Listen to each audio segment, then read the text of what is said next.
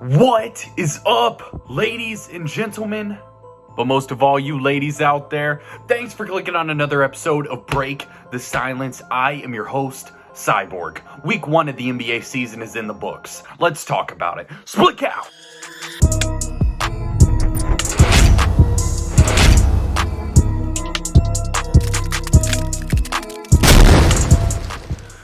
We are 1 week in to the NBA season, and man, oh man, what a start it's been. It has been incredible. There's been so many storylines and so much good basketball and so much bad basketball that we've had the pleasure of watching. Today, we are going to talk about 5 things we've learned to start this season because I think there's a lot that's been put on tape, good and bad, that I'd like to talk about, and I'd like to hit on a couple of these topics real quick. First thing we've learned, your mother likes me a whole lot more than I thought. That kind of, I'm kidding.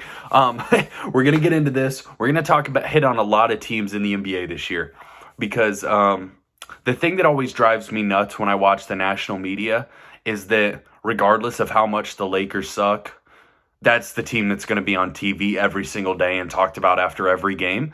And as a basketball fan, I want to hear about other teams in the NBA. So we're going to try to hit on as many teams as possible, many players as possible. And obviously there's times you got to talk about the Lakers, times you got to talk about teams like that. But we are going to focus on what other teams that we all like to hear and talk about. So that's going to be what happens on this show. First, before we get into it, please take a second to like and subscribe. You see how close we are to 500 subscribers. I can't wait to get there. It's going to be dope. So appreciate all the support. Please take a second to like and subscribe. But without further ado, let's get into it.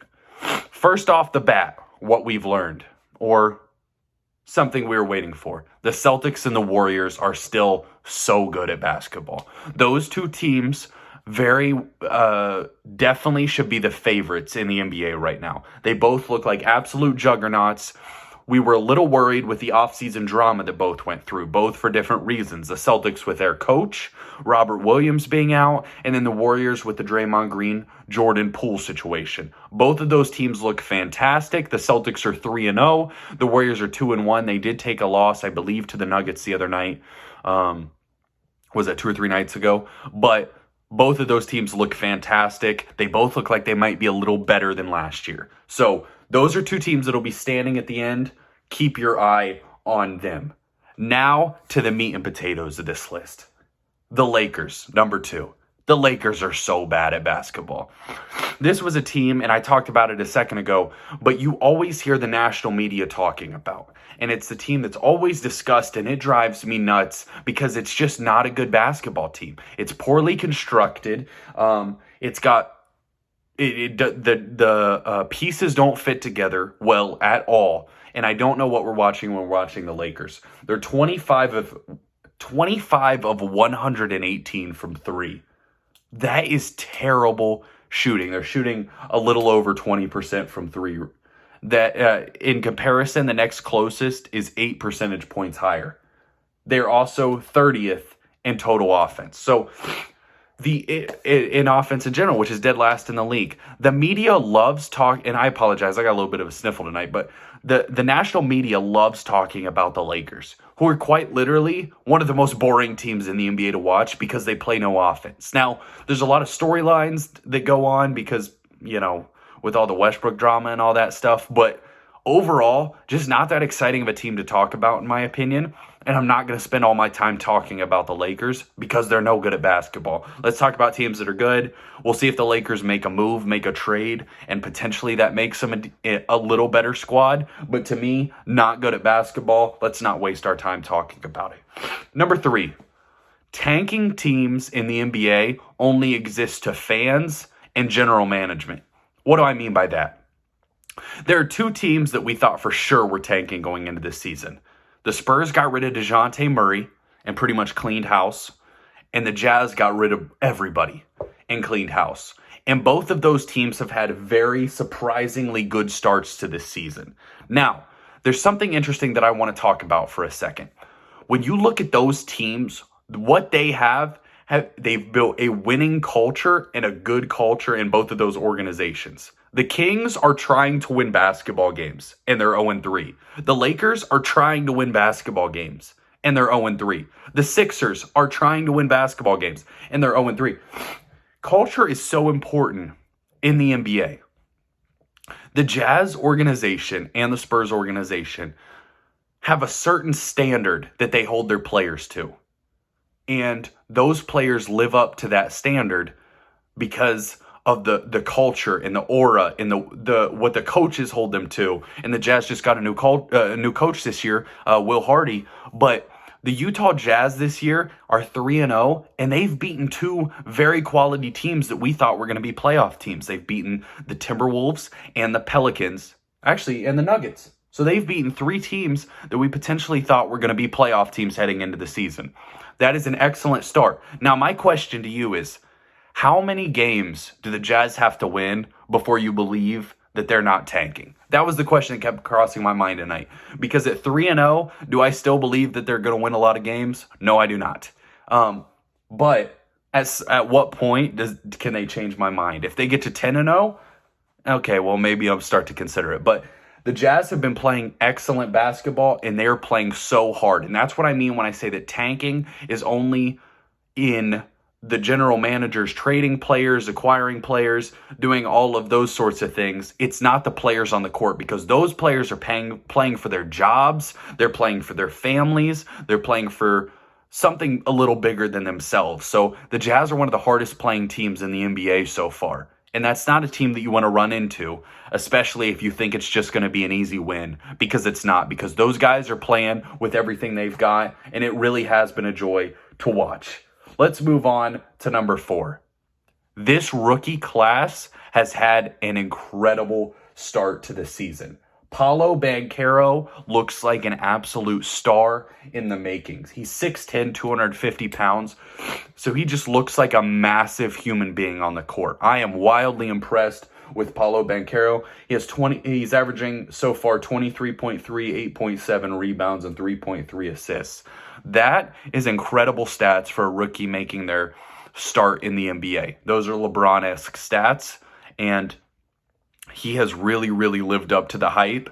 And when you see him on the court, it's wild. He looks massive out there. His mid-range jump shot looks good. He looks like he has a lot going for him. And I think Paolo Banchero is going to be an absolute star in this league. I wouldn't be surprised if he's an all-star next season. He probably has a good chance to win a Rookie of the Year. I'd be shocked if any of these other guys take it from him. But let's talk about a couple of the other ones real quick. Jaden Ivey looks fantastic for the Pistons. I think the combo of him and Cade Cunningham and a couple of their young players are going to be really exciting for years to come with Sadiq Bey. They just added Bojan Bogdanovic when Marvin Bagley, I don't know if he's coming back this year or when he gets back. They will have some good young players. Jabari Smith for the Houston Rockets has kind of had a shaky start to the season, but you can start to see flashes in what made him so good. And with how Jalen Green has played to start the season, that combination there could be really exciting to watch for years to come. I'm very excited about that duo there in Houston. And the final one, Keegan Murray actually just played his first game for Sacramento. I believe I'm releasing this on Monday night, but I'm recording it late Sunday night. But tonight, he just played his first game for Sacramento, and he balled out. And in the preseason and summer league, he was incredible for the Sacramento Kings. So we'll see if they can hold that up. The fifth and final thing we're going to talk about, and again, I do apologize about my cold I got going here. We want to keep talking about the NBA, trying to fight through it a little bit. So bear with me. The final thing that I think this start to the season that's really stood out to me is how bad the Philadelphia 76ers have looked. They're right now 0-3. And they're losing games that are going to be important when you're talking about seeding later on in the season. Losing to the Celtics and losing to the Milwaukee Bucks are important games. Now, Joel Embiid's stats look pretty good. His counting stats look good, but they lost to the Spurs. That's a really bad loss. But he looks really gassed about halfway through these games, and I don't think he came into the season in shape. Joel Embiid was my pick to win MVP this season, and I'm very nervous about that from what I've seen early on. Again, still early, but not being in shape, that's something that doesn't just, it's not going to happen in a week. So hopefully he can get in shape in a month or two, but man, oh man, do the Sixers look rough to start the season. The biggest problem with the Sixers, and I think they actually have two of them, Doc Rivers I don't believe in at all as a coach. I am adamant about that. I think Doc Rivers will be fired either at the end of this season or midway through this season if they don't get their crap together. Doc Rivers, to me, has been given so many good rosters and accomplished so little. And I just don't think he's the guy. He's been given so much credit for really achieving nothing. You won one title with a big three in Boston. To me, that doesn't make you a great coach. And I think Doc Rivers proves to me time and time again that he's not a great NBA coach.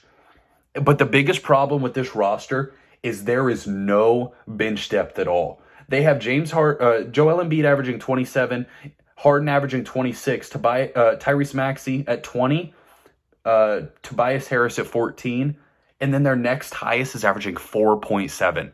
So they have four guys in double figures, and then they have their next four guys are averaging anywhere from 2 to 4 points.